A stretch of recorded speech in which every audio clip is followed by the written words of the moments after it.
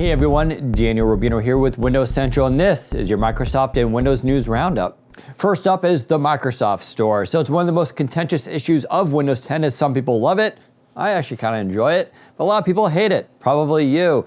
So what's the status on it? Well, our own Sean Endicott did a nice little article looking at some of the issues and challenges the Microsoft Store faces, especially when compared to iOS and Chrome. And while it's easy to make comparisons between those stores, well, there's also a lot of differences, especially the form factors that come into play and the demise of Windows Phone, which didn't really help UWP at all. Still, not all is terrible, and there's a lot going on with the Windows Store, but go check out that article and tell us what you think. Next up is Santorini. What is that? Well, that's the codename for Windows Light OS, as our own Zach Bowden did a story on learning about that new codename and some more details about it. Speaking of, Brad Sams from Thurrott.com did his own mock-up of what Windows Light OS actually looks like, and it matches with what we've seen as well. So it's basically a combination of Chrome OS with some elements of Fluent Design in Windows 10. In fact, we're told that the Fluent Design team has basically gone nuts and created a UI and an OS from the ground up, built for future devices.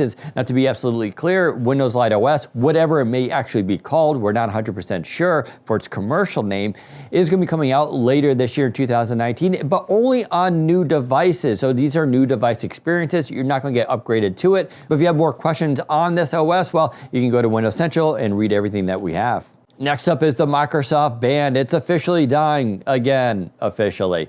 So if you don't remember the Microsoft Band 1 and then Microsoft Band 2, and there was a Microsoft Band 3, which we did an exclusive article on showing what it was going to be like, is officially coming to an end, this time though through software. That is, the servers and syncing apps that support it will be going offline May 31st. So if you're one of a few people still sticking with the Microsoft Band, first of all, I salute you, but it is coming to an end, so it's time to move on. Personally, I'm using the Fitbit Versa. You may find something similar though. I happen to like Fitbit a lot, but just don't go to Apple Watch. Microsoft's Xbox Adaptive Controller has been getting a lot of positive press attention, especially due to that Super Bowl commercial. And our own Jess Corden has been working on a story with a person afflicted with brittle bone disease and how the device has basically changed his life. It's a great real-world example of how Microsoft's technologies are helping those with disabilities and challenges in life. And it's a great read to pick up your day. All right, speaking of more codenames, there's Project Anaheim. That's the codename for Microsoft's attempt at the Chromium browser that will be replacing Edge, or rather replacing Edge HTML.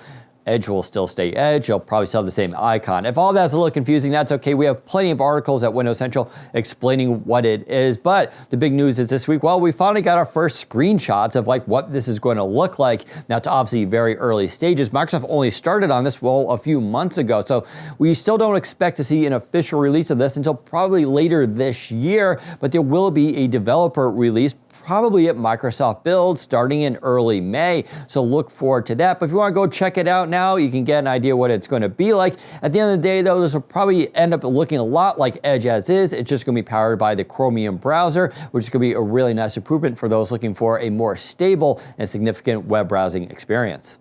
All right, that does it for this roundup. Now, if you have any questions or comments, well, leave them below and tell me what you think. We'll also have the links to all the stories we talked about in this series in the description below, so go click those if you need more info. Otherwise, why don't you give us a thumbs up and, don't forget to subscribe to our channel. Thanks for watching. Take care, everyone.